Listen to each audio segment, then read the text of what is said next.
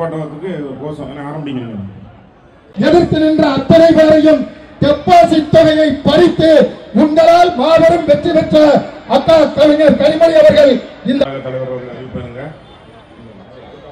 மாபெரும் கண்டன ஆர்ப்பாட்டம் நடைபெற்றிருக்கிறது.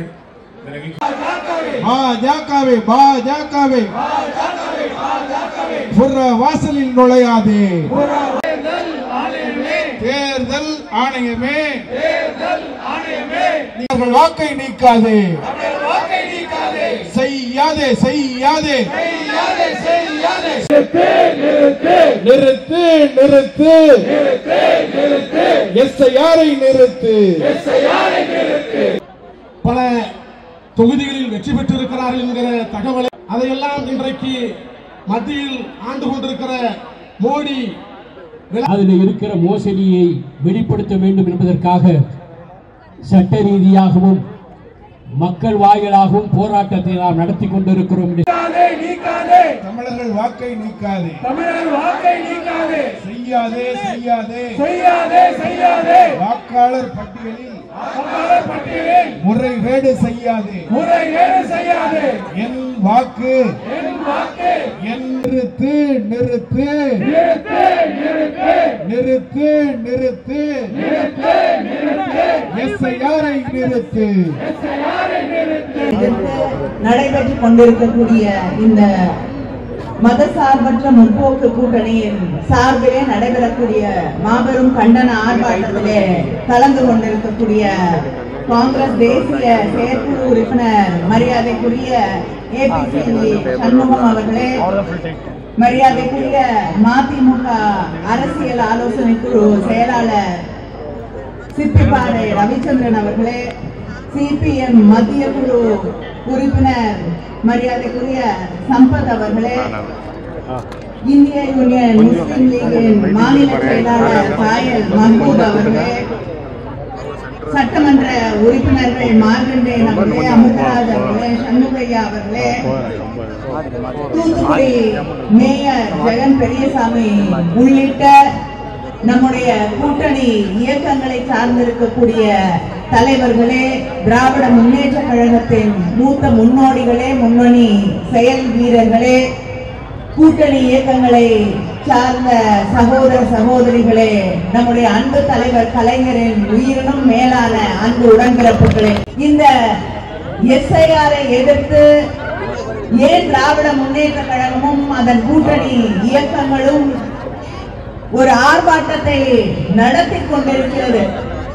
இதுவரைக்கும் இந்த வாக்காளர் பட்டியலை சீராய்வு செய்ததில்லையா அப்படின்னு கேட்டீங்கன்னா செஞ்சிருக்காங்க. ஆனா இதற்கு முன்னால் சீராய்வு செய்யப்பட்ட போது 2002 6 மாதம் அதற்கு அவகாசம் தரப்பட்டது. இன்னைக்கு செய்யறாங்க இல்லையா, 1 மாசத்துல ஃபார்ம் கொடுக்கணும், 10 நாள்ல ஃபார்ம் திருப்பி வாங்கணும், பட்டியல இருந்து வெளியேற்றப்பட்டால் திருப்பி உங்க பேரை அவங்க மறுபடியும் ஏற்றுக்கொள்வதற்கு பல பிரச்சனைகள் என்ற நிலையெல்லாம் இல்லை. தேர்தல் அடுத்த ஆண்டு நடைபெறுகிறது. இத்தனை மாதம் என்ன பண்ணிட்டு இருந்தாங்கன்னு தெரியல.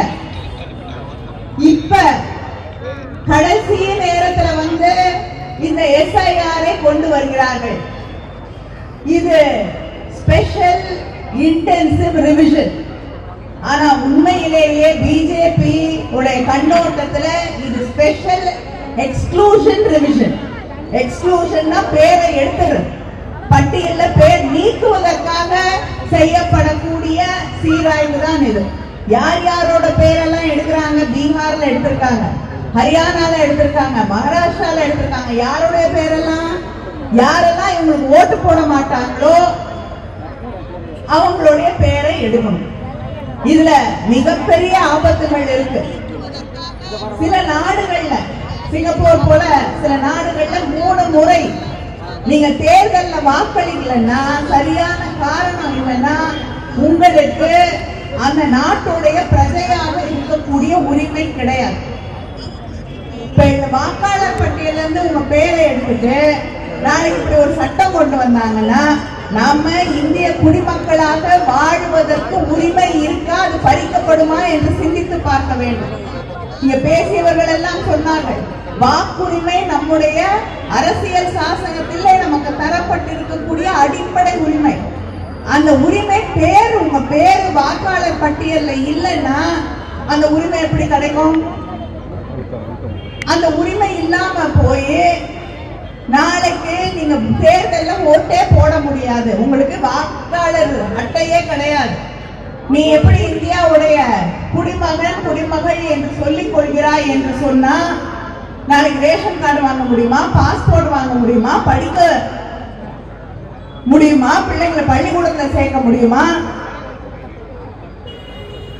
அது மட்டும் இல்ல, வாக்காளர் பட்டியலிருந்து லட்சக்கணக்கானவர்களுடைய பேரை நீக்கிட்டு, கோடிக்கணக்கானவர்களோட பேரை நீக்கிட்டு, பீகார்ல மட்டும் பேசியவர்கள் சொன்னார்கள் 68 லட்சம் பேர் இஸ்லாமியர்கள், தலித் மக்கள், பெண்கள், இவங்களுடைய பேர் நீக்கப்பட்டிருக்கிறது என்று 68 லட்சம் பேருடைய பெயர் நீக்கப்பட்டிருக்கிறது.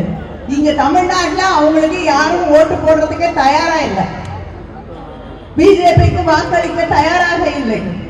அப்படிப்பட்ட ஒரு நிலையில இங்க பல பேருடைய லட்சக்கணக்கானவர்களோட பேரை வாக்காளர் பட்டியலிருந்து நீக்கிட்டு டீலிமிட்டேஷன், நம்முடைய முதலமைச்சர் அவர்கள் எதை எதிர்த்து போராடி கொண்டிருக்கிறாரோ, தமிழ்நாட்டில் இத்தனை வாக்காளர்கள் தான் இருக்காங்க, இப்ப குறைஞ்சு போச்சு, அதனால எதுக்கு உங்களுக்கு 39 தொகுதி என்று தொகுதியை குறைச்சவன்னா என்ன செய்வோம்?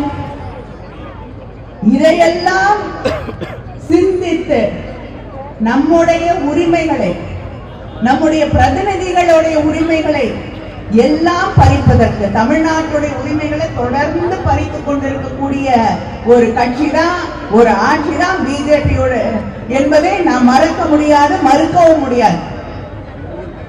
இப்படிப்பட்டவர்கள் இந்த எஸ்ஐஆர் அவசர கதியில கொண்டு போய் ஃபார்ம் கொடுக்க முடியல, வாங்கறதுக்கு அவகாசம் இல்ல, யார் எந்த பட்டியல்ல எந்த பூத்து எங்க இருந்ததுன்னு தெரியாது, சில தொகுதி முன்னாடி இருந்த தொகுதி இப்ப இல்ல. இத்தனை குழப்பங்களுக்கு நடுவுல தேர்தல் வருவதற்கு முன்னால ஏன் இதை செய்யறாங்க அப்படின்னு கேட்டோம்னா, நீங்க பார்த்திருப்பீங்க சில இடங்கள்ல முதலாளிக்கும் அந்த முதலாளி கேள்வி கேட்கறதுக்கு ஒரு நியாயமா ஒருத்தன் வருவான். அது கேள்வி கேட்டுட்டு இருக்கும் போது நடுவுல ஒருத்தன் பூந்து முதலாளிக்கு தான் தான் எல்லாரோடையும் லாயலா, நான் தான் அவருக்கு சிறந்த அடிமை என்று சொல்லக்கூடிய வகையில முதலாளி பதில் பேசுறதுக்கு முன்னாடி வந்து பூந்து இடையில பூந்து அடிப்பான், சத்தம் போடுவான். அது மாதிரி பிஜேபியை எடுத்து திமுக நம்ம கூட்டணி இயக்கங்கள் வழக்கு போட்டா இந்த எஸ்ஐஆர் வேணும்னு ஒரு ரொம்ப நல்லவர் வழக்கு போட்டிருக்காரு. முதலாளிக்கு நான் தான் சிறந்த அடிமை என்று சொல்லிக் கொள்வதற்காக எடப்பாடி பழனிசாமி அவர்கள் ஒரு வழக்கை போட்டு எஸ்ஐஆர் வேணும் வேணும் வேணும். எந்த எஸ்ஐஆர்? தமிழ்நாட்டு மக்களுடைய வாக்குரிமையை திருடக்கூடிய, பறிக்கக்கூடிய, அடிப்படை உரிமையை நசுக்கக்கூடிய எஸ்ஐஆர் எங்களுக்கு வேணும் என்று சொல்லக்கூடிய ஒரு நிலை இங்கே இருக்கிறது. நமக்கு தலைநிமிர்ந்து சொல்லிக் கொள்ள முடியும், மிகப்பெரிய ஒரு படை இருக்கிறது அதை சரிபார்ப்பதற்கு. ஆனாலும் யாரை எதிர்த்து நாம் போராடி கொண்டிருக்கிறோம் என்பதை நினைவிலே வைத்துக் கொள்ள வேண்டும். மக்களுடைய உரிமைகளை பறிக்கக்கூடியவர்களை, மக்களுடைய மொழியை ஒழிக்க வேண்டும் என்று நினைக்கக்கூடியவர்களை, பேச்சுரிமையை தடுக்க வேண்டும் என்று நினைக்கக்கூடியவர்களை, மதத்தின் ரீதியாக, ஜாதியின் ரீதியாக, மொழியின் ரீதியாக மக்களுக்கு எதிராக தொடர்ந்து செயல்பட்டுக் கொண்டிருக்கக்கூடியவர்களை நாம் எதிர்த்து போராடி கொண்டிருக்கிறோம் என்பதை நினைவிலே வைத்துக் கொள்ள வேண்டும். நாளைக்கு உங்களுடைய அடிப்படை உரிமைகள், அரசாங்கம் மக்களுக்கு தரக்கூடிய எத்தனையோ திட்டங்கள் உங்களுக்கு வந்து சேரணும்னா உங்களுக்கு இந்த வாக்காளர் அட்டை அவசியம் என்பதை நாம் புரிந்து கொள்ள வேண்டும். அதனால அத்தனை பேரும் சேர்ந்து நம்முடைய உரிமைகளுக்காக போராடுவோம். இதை எதிர்த்து நிற்கக்கூடியவர்களை களத்திலிருந்து விரட்டி அடிப்போம். நன்றி, வணக்கம்.